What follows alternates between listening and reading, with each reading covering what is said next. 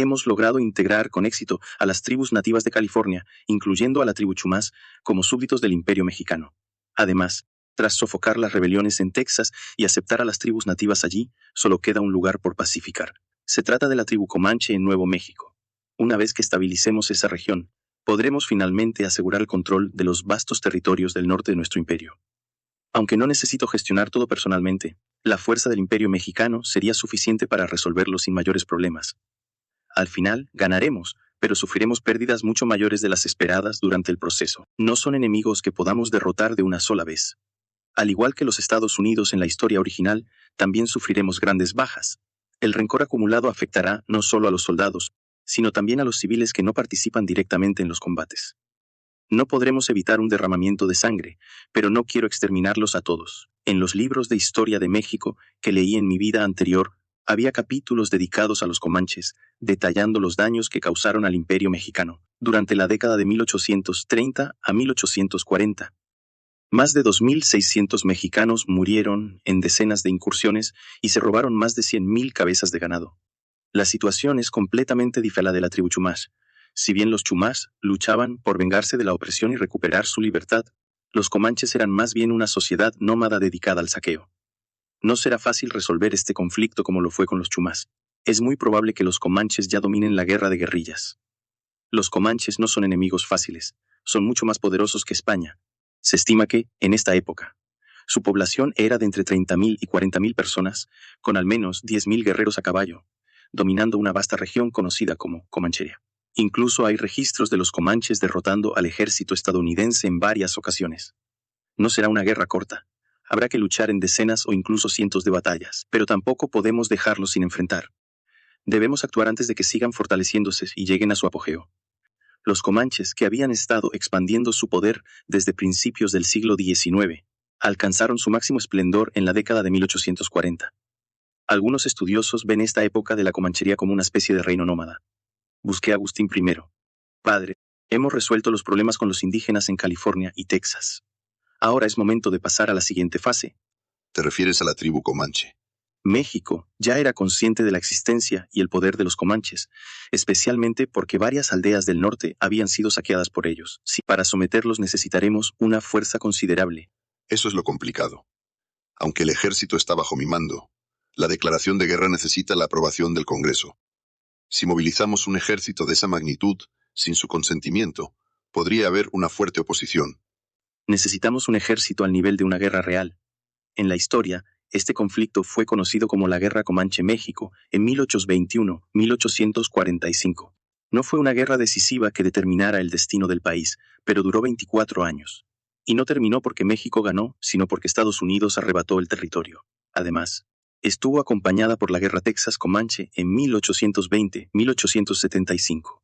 Estos registros muestran la verdadera fuerza de los comanches en esa época.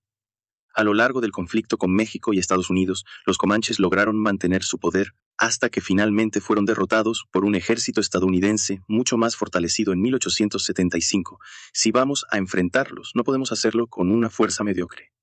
Necesitamos desplegar un ejército real, como si fuera una guerra total. Podría ser un acuerdo con los republicanos para resolver el problema del Congreso, pero hacer tratos sobre cuestiones de guerra podría generar una oposición feroz. Padre, yo mismo me encargaré de convencer al Congreso. El orgullo nacional y el patriotismo por el Imperio Mexicano también residen en los miembros del Congreso. Si comprendieran el peligro que representan los comanches, quienes, aunque están dentro de nuestro territorio, son un enemigo externo, muchos estarían dispuestos a aprobarlo, dejando de lado los cálculos políticos.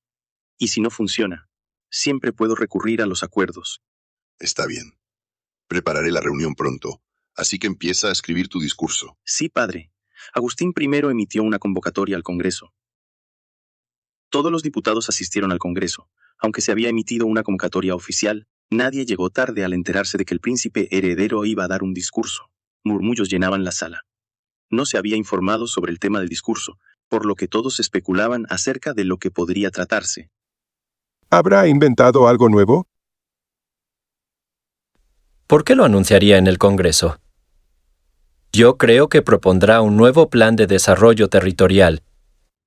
Cuando el príncipe heredero subió al podio, el presidente Rafael golpeó el mazo para centrar la atención en el orador.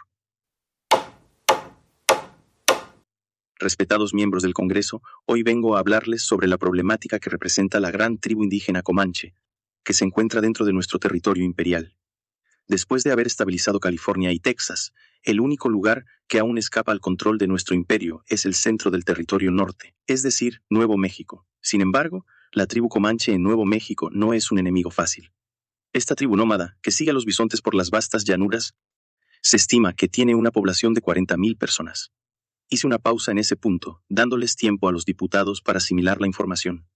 Como esperaban que hablara sobre algún invento o plan de desarrollo, mencionar una tribu indígena los tomó por sorpresa. Al escuchar la magnitud de su población, muchos mostraron gestos de asombro. Tomé un sorbo de agua antes de continuar.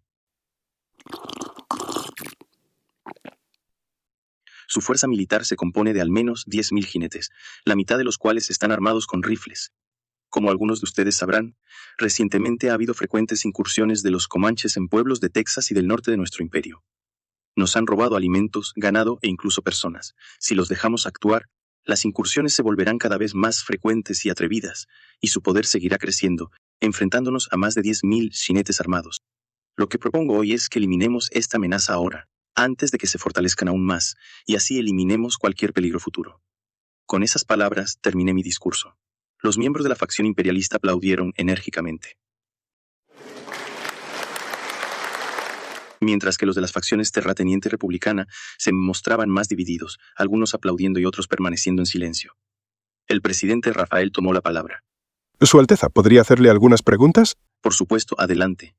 ¿Existe una razón por la que deba resolverse este asunto de inmediato? Como bien sabe, Su Alteza, con todos los proyectos de infraestructura en marcha, el presupuesto del gobierno no está en su mejor momento. Aunque la pregunta insinuaba una oposición, ya estaba preparado para eso, respondió de inmediato. No propongo que salgamos de inmediato. Dado que será una gran batalla, necesitaremos varios meses de preparación. Desde el punto de vista económico, si no vamos a abandonar nuestro territorio, tarde o temprano tendremos que enfrentarnos a ellos. Enfrentarlos antes de que se fortalezcan más es, sin duda, la opción más económica. Rafael, esperando una respuesta sí, lanzó otra pregunta. Gracias por su respuesta, Su Alteza. Pero, ¿no sería posible reforzar las fuerzas locales en lugar de desplegar un gran ejército desde el centro? Eso podría detener las incursiones y repelerlos. Era una pregunta con una clara intención, y varios diputados terratenientes asintieron en señal de apoyo. La tribu Comanche domina las tácticas de guerrilla. Dado que las fuerzas locales están obligadas a defender aldeas y ciudades, sería difícil concentrar tropas en un solo lugar. Eso debilitaría nuestras defensas y solo aumentaría las incursiones. Sin lograr expulsar a los comanches, no se enfrentarán a un gran ejército. ¿No sería posible invertir lo suficiente en las fuerzas locales para que puedan defenderse y atacar al mismo tiempo? Si hacemos una inversión masiva en las fuerzas locales, al punto de igualar la capacidad del ejército central, tal vez funcione. Pero ya tenemos un ejército central que desempeña ese papel. Como usted mismo señaló, también debemos tener en cuenta el problema presupuestario. El intento de Rafael de promover el fortalecimiento de las fuerzas locales fue rápidamente desmantelado. El líder de la facción imperialista, el diputado Robert, levantó la mano y Rafael le dio la palabra. Estoy de acuerdo con el príncipe heredero. Si no vamos a abandonar nuestro territorio, tarde o temprano tendremos que enfrentarnos a ellos, y ahora es el mejor momento. Esto es por el bien de los intereses del Imperio Mexicano. Si no tiene una alternativa, sugiero que dejemos de oponernos por oponernos y procedamos con la votación. Yo también estoy de acuerdo. Los diputados de la facción imperialista respondieron entusiastamente, creando un ambiente en el que cualquier oposición que no propusiera una alternativa viable parecía un simple acto político. Naturalmente, no había ninguna alternativa. En efecto, dentro de nuestro territorio imperial mexicano, existía una gran facción armada que no estaba bajo control gubernamental. Ya habían cometido crímenes al saquear nuestras aldeas. No había otra opción que movilizar al ejército y someterlos mientras los diputados de la facción terrateniente y republicana permanecían en silencio, observando la situación. El líder republicano, el diputado Pedro, comenzó a reunir el apoyo de su grupo a favor de la propuesta. Me parece que aprobar este asunto es lo más adecuado para los intereses del país. También lo creo, aunque el ejército central se fortalecerá aún más. Es cierto, pero la propuesta de fortalecer las fuerzas locales ya fue refutada, y no podemos simplemente dejar a los comanches tranquilos. Tiene razón. Estoy de acuerdo en que debemos aprobarla. Con esta tendencia a favor, la actitud de los terratenientes también empezó a cambiar. De todas formas, si más de 2/3 del Congreso votaban a favor, la propuesta se aprobaría. Continuar oponiéndose sin una justificación clara solo perjudicaría a los terratenientes. La moción para la guerra contra los comanches ha sido aprobada por unanimidad. El presidente Rafael no tuvo más opción que anunciarlo así. Después de resolver los asuntos en el Congreso, regresé a mi habitación en el Palacio. Gracias a que el diputado Pedro intervino, todo salió más fácil de lo esperado. Había considerado deshacerme de cualquiera que se opusiera a la propuesta hasta el final, pero afortunadamente no fue necesario. Mientras reflexionaba sobre ello, sentí un cálido toque en mi cuello. Hoy has trabajado mucho, querido. Tú también has trabajado duro, Cecilia. Cecilia siempre había disfrutado leer, pero como hija de una familia adinerada, también estaba aprendiendo los conocimientos necesarios para gestionar la fortuna de su futuro esposo. Me estaba ayudando a administrar mis propiedades que estaban distribuidas en muchos lugares. Tengo una buena noticia hoy. Dijo con una expresión radiante mientras colocaba mi mano sobre su vientre. ¿Será posible? ¿Estás embarazada? Aunque llevábamos bastante tiempo casados, no habíamos recibido noticias de un embarazo, lo cual me había preocupado. La presión que Cecilia había sentido como princesa heredera debía haber sido grande, pero finalmente nos llegó esta alegre noticia. Mientras acariciaba su vientre, pensé en una promesa. Construiré un imperio mexicano en el que este hijo pueda crecer con seguridad. Y hasta aquí llega este capítulo. Muy pronto tendrán los siguientes en el canal, pero si no pueden esperar, recuerden que pueden convertirse en miembros dando clic en el botón Unirse para verlos antes que nadie. No olviden dejar su like y suscribirse si aún no lo han hecho. Gracias por su apoyo y nos vemos en el próximo video.